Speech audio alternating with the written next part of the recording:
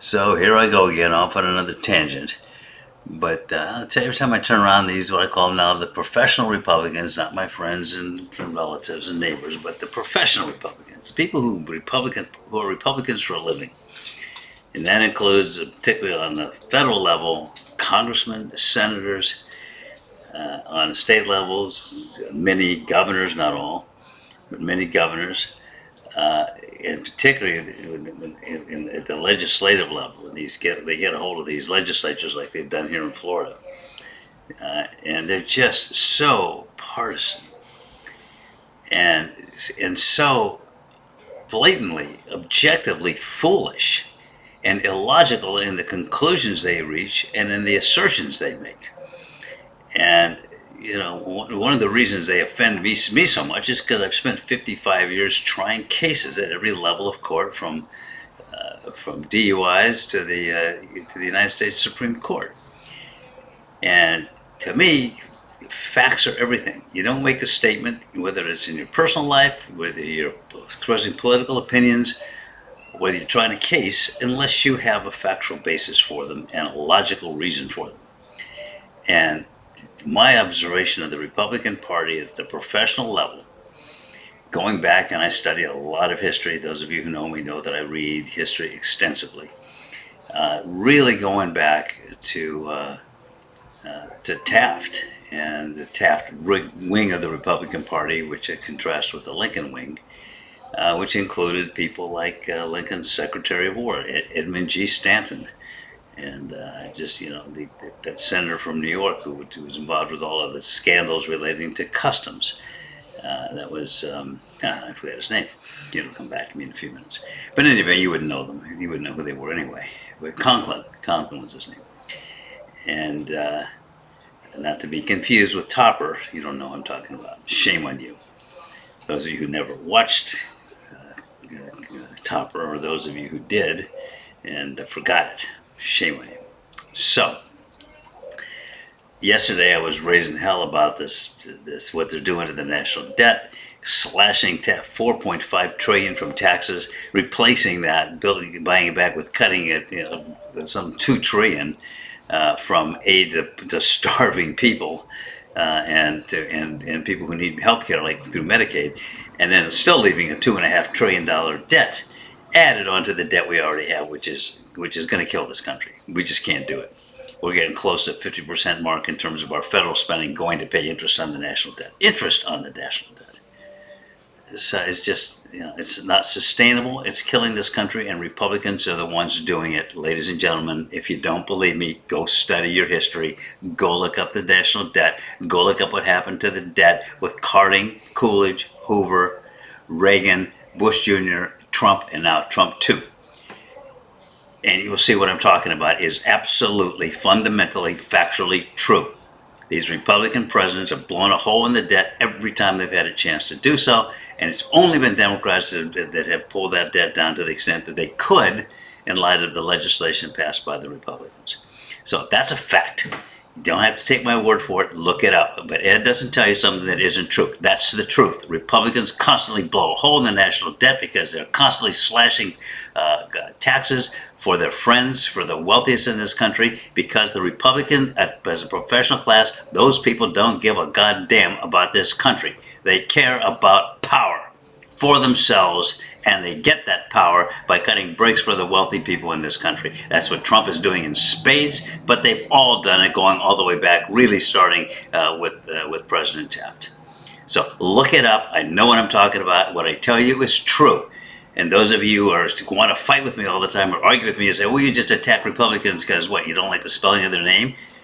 You people need to listen to me and check me out, and you will see that what I tell you is true. And those people who tell you the contrary, namely professional Republicans, will tell you every slogan and platitude known to man without ever defining it in terms of actual facts or logic. You will see, if you do your homework, that I'm telling you what's true. And it's so frustrating to me, and you can hear it in my voice, that plus I have a cold, that I just get so frustrated, not just with them, but with you people who believe them. Pay attention to what I tell you, and you won't be making those mistakes. Sounds arrogant. I don't give a damn how it sounds. So yesterday I was talking about the national debt. Today, I'm watching this unbelievable story of the Trump Justice Department, run by Pam, if I wasn't a cute blonde, I'd never be here, Bondi. And this secretary is the number two guy in the Justice Department with the weird French name, trying desperately to get someone to drop the charges against the turncoat mayor of New York that they were holding over his head, and they made a deal with him, and everybody knows it, that they would pull back the charges, keep them on the shelf, ready to bring out any time that they didn't think he was doing what they wanted him to do with immigration. And of course, you can translate that to anything else. They're sitting there with this cudgel. They were asking on the Sean Hannity show. They were asking the mayor of New York about this, along with this fellow who was the head of the border enforcement over there. About this, and they were all kind of laughing and joking about themselves, and they asked him about this deal. And the mayor of New York actually told the truth for a change. He said, well, that would be quid pro quo, and that's a crime. He's the only person I've heard say it. I know it's a crime. You know it's a crime. You can't go out there and say, we're going to bring charges against you unless you do what we want you to do, and something unrelated to your crimes. That's quid pro quo. Okay, so I mean, if someone steals from you, you can't even say, if you don't pay me back, I'm going to report you to the police. That's also a crime. You'd think that would be perfectly proper, but it's not. Because if somebody's committed a crime, you're obligated to take the necessary steps to see to it that that person is brought to justice.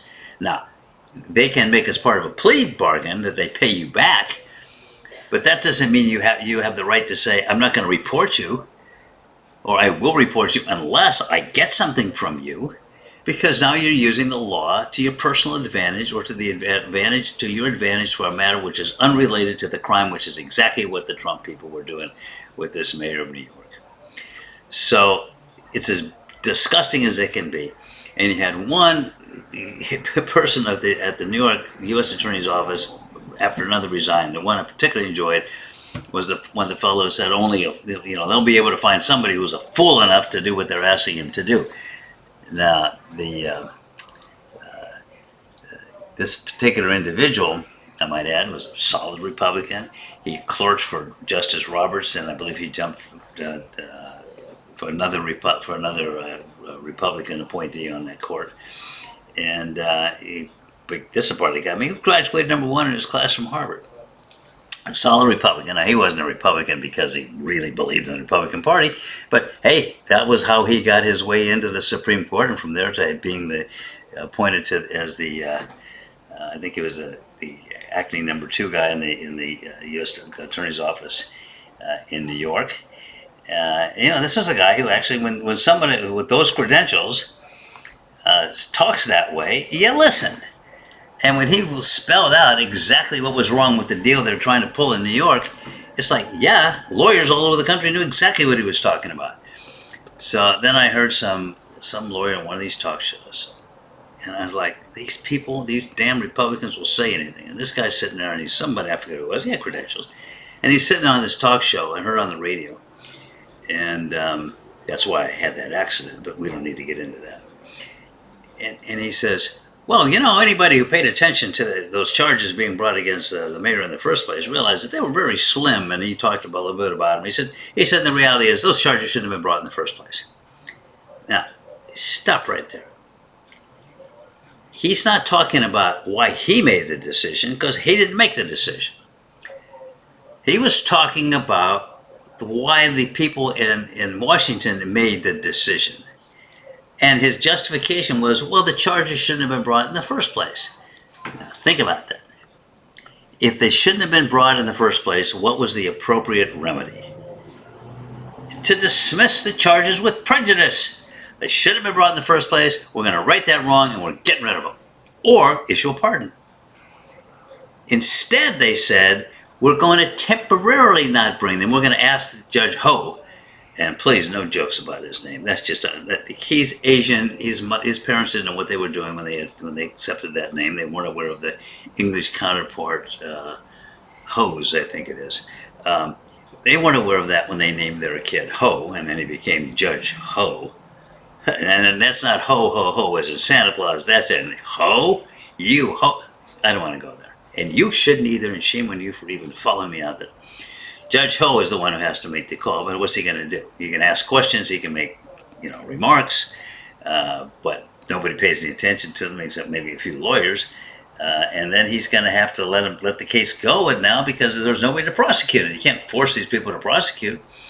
But they're not dismissing the charges with prejudice. They're not issuing a pardon, which would be with prejudice. They're pulling back and they're saying, we're going to drop them for now. But if he doesn't do what we want him to do, we're going to bring him back. That's not consistent with there was no basis for the charges in the first place. Let me say that again for those of you who are watching TV right now.